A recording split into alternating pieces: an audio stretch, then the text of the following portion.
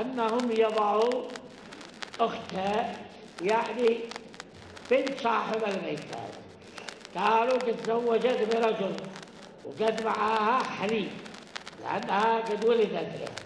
قالوا هل يمكن أن احنا نبعد من هذا الحليب حق هذا وتصبح بعد أمه وخواته خالته وأمه جدته؟ هل يمكن؟ نقول على مذهب شيخ الإسلام ابن تيمية وتلميذه شيخ الإسلام ابن القيم.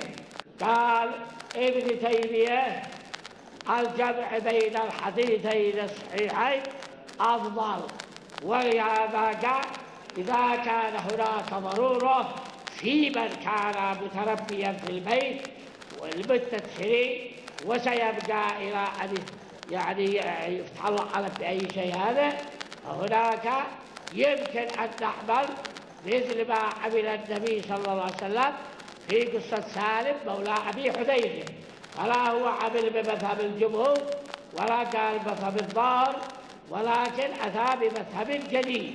هذا المذهب رجعه بعده تلميذ ابن القيم، ثم لما اطلع عليه علماء اليمن